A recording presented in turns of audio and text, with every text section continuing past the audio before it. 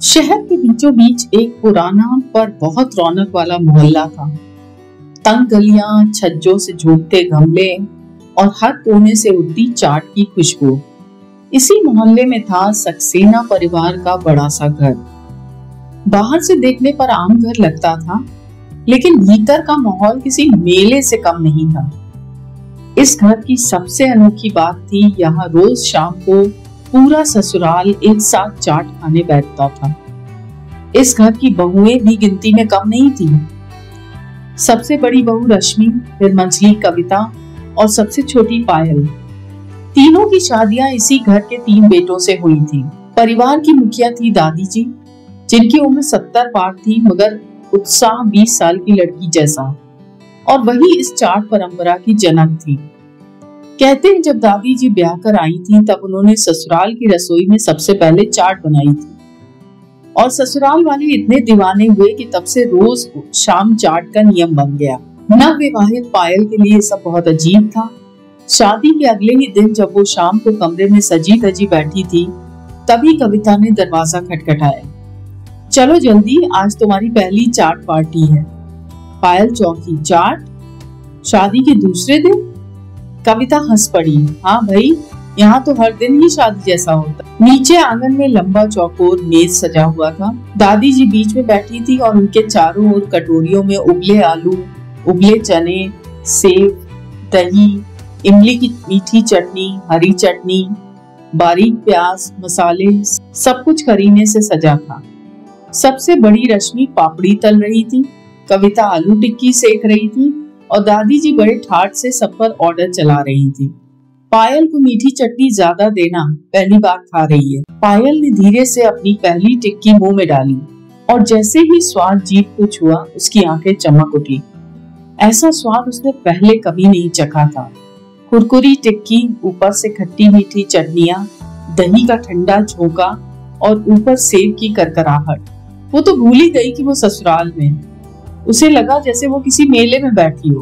पर दिन बीतते गए और पायल को कुछ अजीब सा लगने लगा। रोज शाम चाट बनती, सब शोरगुल करते, हंसी मजाक होता, लेकिन उसके मन में सवाल उठता, क्या ये लोग कभी घर का खाना भी खाते हैं? सुबह सबका नाश्ता हल्का होता, दोपहर में बस थोड़ा दाल चावल और फिर शाम को जोरदार चाट। औरतें तो ठीक थी, मगर मर्द भी बड़े मजे से खाते थे।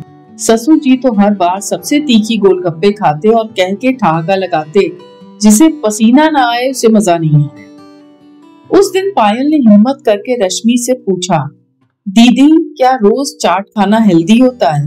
कहीं कोई बीमार ना हो जाए। रश्मि मुस्कुराई। यही तो इस घर का राज है बहन, चाट से ही सबकी सेहत बनी है। देखो ना दादी जी को, 70 साल की उम्र, फिर भी कितनी फुर्तीली है। लेकिन पायल संतुष्ट नहीं हुई। वो डॉक्टर की बेटी थी, उसे सेहत की चिंता लगी रहती थी। उसने तय किया कि वो इस चाट पार्टी में थोड़ा बदलाव लाएगी। अगले दिन उसने सबको चौंकाते हुए कहा, आज की चाट मैं बनाऊंगी। सबने खुशी खुशी हामी भर दी।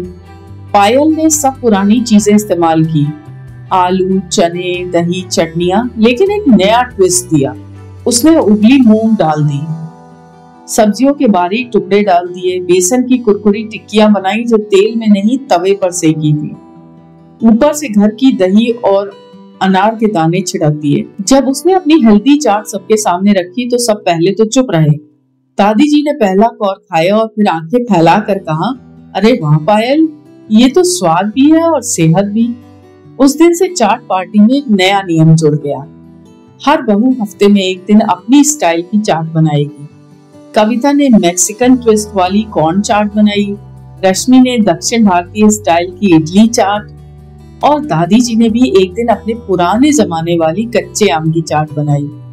धीरे धीरे ये घर मोहल्ले में चाट वाला घर कहलाने लगा। बच्चे स्कूल से आते ही कहते, चलो आज सक्सेना हाउस में क्या चाट है देख के आते हैं। कुछ महीने बाद एक बड़ा फूड ब्लॉगर शहर से इस मोहल्ले में आया।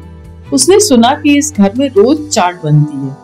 उसने एक वीडियो शूट किया जिसमें दादी जी गोलगप्पे बना रही थी, कविता चटनी पीस रही थी और पायल हेल्दी चाट परोस रही थी।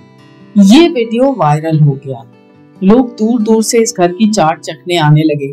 तब परिवार ने तय किया कि अब इसे बिजनेस में बदलना चाहिए। उन्होंने अपने आंगन में एक छोटा सा होम चाट काउंटर खोल दिया जिसका नाम रखा रोज की चाट। अब ये घर पहले से भी ज्यादा चहल पहल वाला हो गया। सुबह से ही लोग ऑर्डर देने आने लगे। तीनों बहुएं मिलकर तरह तरह की चाट बनाती, टिक्की, भेल, पापड़ी, फ्रूट चाट, दही पूरी और सबके लिए हेल्थी ऑप्शन भी।